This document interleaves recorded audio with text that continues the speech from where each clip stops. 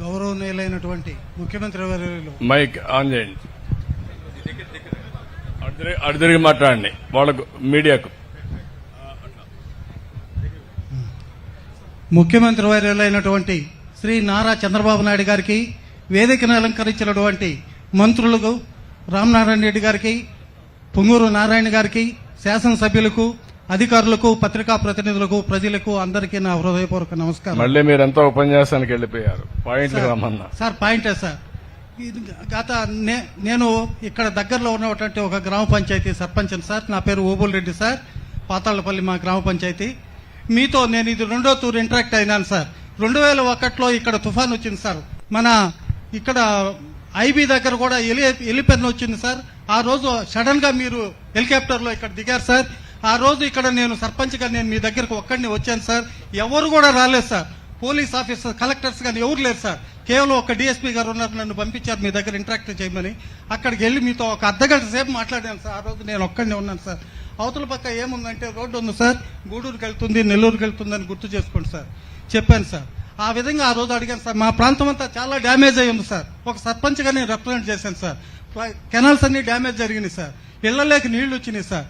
అలాగే మీరు విరివిగా మంచి ఉదార స్వభావాలు మాకందరికీ ప్రజలను ఆదుకోండి సార్ అని చెప్పి ఆ రోజు నేను రిక్వెస్ట్ చేశాను సార్. ఆ ప్రకారంగా మీరు ప్రతి ఇంటికి 10 కిలోల కిరసనాయిలు కానీ, 25 కేజీలు రైస్ కానీ, పంటలు దెబ్బతిన్న వాళ్ళకి డబ్బులు కానీ, ఇళ్లు దెబ్బతిన్న వాళ్ళకి డబ్బులు కానీ విరివిగా అందించి ఆదుకున్న ఉదార స్వభావం సార్ మీది. నేను చెప్తున్నాను సార్. ఆ రోజు నుంచి నా మనసులో చిరస్థాయిగా మీరు నిలిచిపోయి ఉన్నారు సార్. ఈ రోజు కూడా అనుకోకుండా వచ్చారు సార్. నిన్న సాయంత్రం వరకు నాకు తెలియదు సార్. ఈ మన సీఎం గారు వస్తున్నారంటే ఇది 2వ తూరి ఆయనతో ఇంటరాక్ట్ కావాలనుకున్నాను సార్. ముఖ్యంగా ఈ రోజు ప్రాజెక్టు గురించి చెప్తున్నాను సార్. నేను 2 టైమ్స్ నేను అనుభవించాను సార్. నేను ఒక రైతును సార్. ఈ కెనాల్లో బొల్లేరు కృష్ణయ్య 99లో శాసనసభ్యుడిగా ఉన్నప్పుడు కేవలం ఈ ప్రాజెక్టులో 18 టీఎంసీల నీరు మాత్రమే నిల్వ ఉన్నది సార్.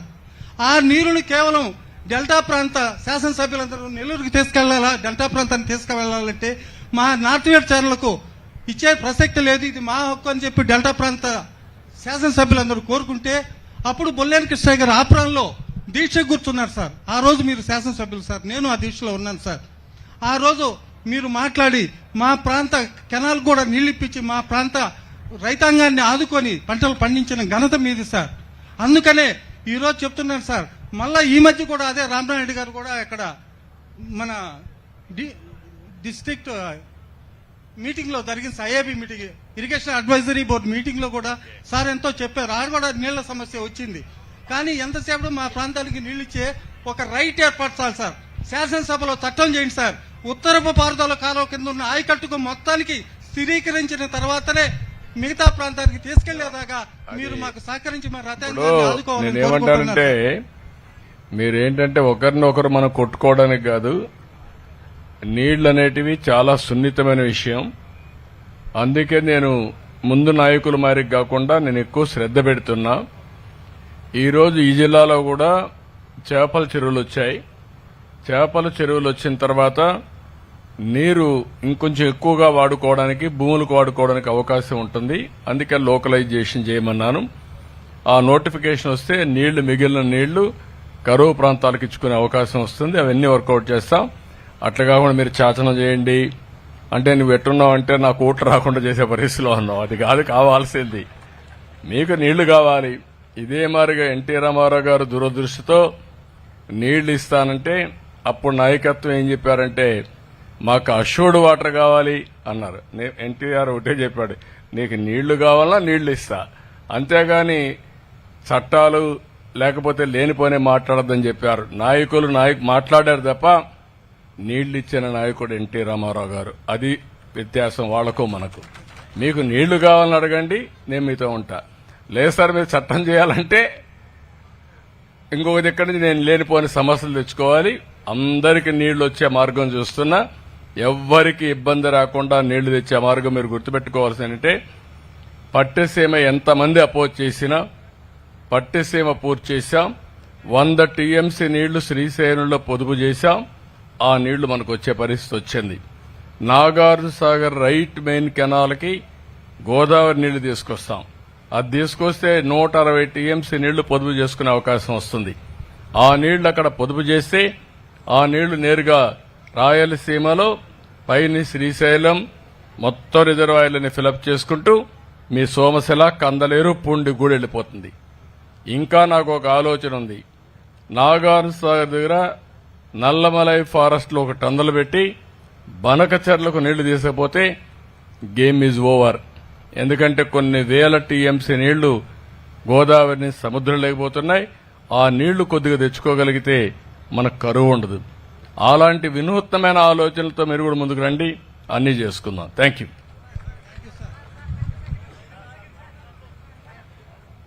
ఓకే అమ్మా, కాగితాలు ఇచ్చేవాళ్ళు ఇవ్వండి.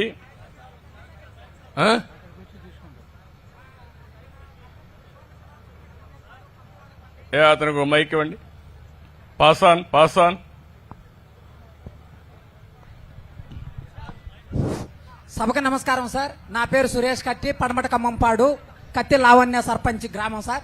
సార్ సోమశల, కమ్మవారిపల్లి, పడమట ఖమ్మంపాడు 3 గ్రామాల్లో దగ్గర ఇసుక పని గతంలో మన ప్రభుత్వం ఉన్నప్పుడు 2014 నుంచి 19 వరకు మన ప్రభుత్వ హయాంలో ఈ 3 గ్రామాల నుంచి దగ్గర 800 నుంచి 900 కుటుంబాలు ఇసుక యంత్రాలతో కాకుండా మనుషులు లేబర్ను పెట్టి పనిచేయటం వల్ల ఉపాధి కలుగుతుంది సార్. ప్రతి కుటుంబం ఒక రాజులాగా బతుకుతున్నారు సార్.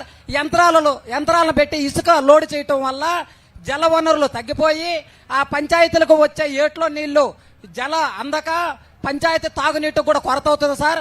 దయవుంచి తమరిని నా ఒక్క విన్నపం ఏంటంటే ఈ 800-900 కుటుంబాలు 3 గ్రామాల మీద ఉపాధి కల్పించండి సార్. ఆ యంత్రాలను పెట్టి లోడ్ చేయకుండా ప్రజలకు ఉపాధి కల్పిస్తే మా జీవితాలు మిమ్మల్ని గుర్తుండిపోయేలా ఉంటాయి సార్. ఆల్రెడీ మనం ఇది గతంలో చేస్తున్నాం సార్ 2014-19లో. దయచేసి ఇది ఒక్క రిక్వెస్ట్ సార్. మీరు ఇంకొకసారి కావాలంటే డబుల్ ఎంక్వైరీ చేయించి నేను కలెక్టర్కి ఆదేశాలు ఇస్తాను, వర్కౌట్ చేసి. నాకేంటంటే రెండున్నాయి. రెండున్నాయి.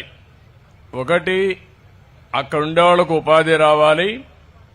కొంతమందికి మీరు మళ్ళా బ్లాక్ మార్కెట్ చేయడం, దందాలు చేయడం, ప్రభుత్వానికి చెడ్డ పేరు రాకూడదు.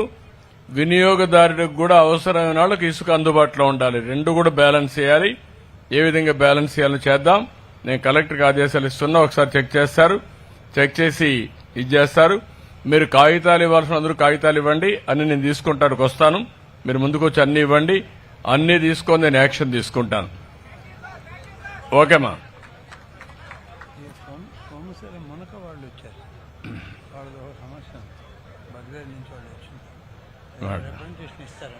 తీసుకున్నాను. ఓకే, మీరు ఓకే పంపించా కాగితాలు పంపేయండి. ఆ కాగితాలన్నీ పంపేయండి. అవి నేను తీసుకొని యాక్షన్ తీసుకుంటా తమ్ముడు. ఇంకా మళ్ళీ లేట్ అవుతుంది. మీరు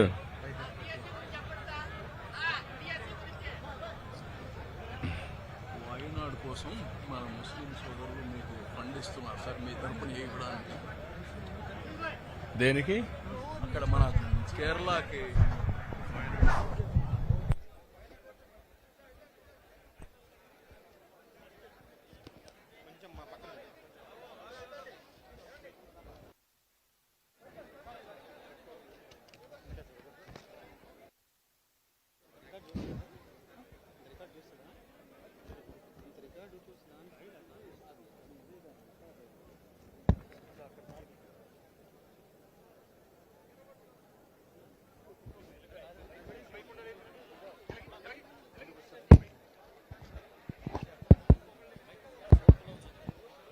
ఈనాటి ఈ కార్యక్రమానికి విచ్చేసి సోమశిల ప్రాంత రైతాంగం యొక్క సమస్యలను సావధానంగా ఆలకించినటువంటి గౌరవనీయ రాష్ట్ర ముఖ్యమంత్రి వర్యుల వారికి సాదరంగా ధన్యవాదాలను తెలియజేసుకుంటున్నామండి. ఒక రైతన్నగా పడమటి నాయుడుపల్లి పొంగూరు జలాశయ లిఫ్ట్ ఇరిగేషన్ స్కీమ్ గురించి తెలియజేస్తున్నారు.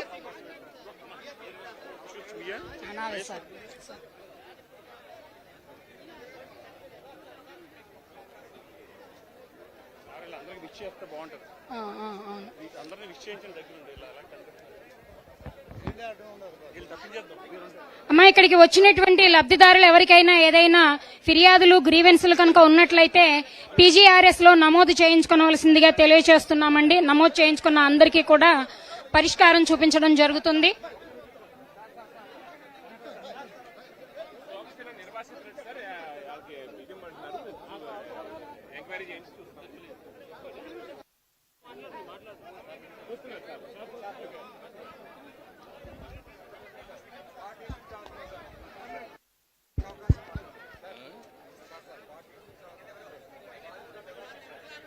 ఓకే, మంచిదే, మాట్లాడదాం. ఎవరైతే అర్జీలు ఇస్తున్నారో అన్ని రిజిస్టర్ చేస్తున్నాం. నేను ప్రతి ఒక్క అర్జీకి సమాధానం చెప్పాలనుకుంటున్నాను. ఎన్ని పరిష్కారం అయితే పరిష్కారం చేస్తాం. ఒకవేళ పరిష్కారం చేయలేకుండా కోర్టు లిటిగేషన్ అంటుంటే మీ అందరికీ సమాచారం ఇస్తాం. ఏ ఒక్క కాగితం కూడా ఎక్కడా వేస్ట్ కాదు.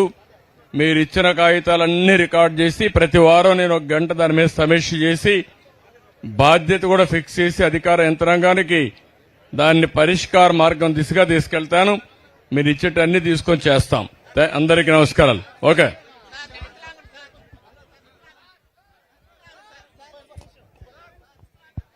అమ్మ, లబ్ధిదారులు అందరూ కూడా మీ సమస్యల్ని పీజీఆర్ఎస్ లో నమోదు చేయించండి దయచేసి. ఈనాటి ఈ కార్యక్రమానికి విచ్చేసినటువంటి ముఖ్యమంత్రి వర్యుల వారికి మరియు స్థానిక శాసనసభ్యులు మంత్రివర్యులు శ్రీ ఆనం రామనారాయణ రెడ్డి గారికి మరియు పొంగూరు నారాయణ గారికి మరియు స్థానిక ప్రజాప్రతినిధులు, శాసనసభ్యులు, ప్రజలు అందరికీ హృదయపూర్వకంగా ధన్యవాదాలు తెలియజేస్తూ ఉన్నాము. దయచేసి వరుస పాటించవలసిందిగా కోరుతున్నాము.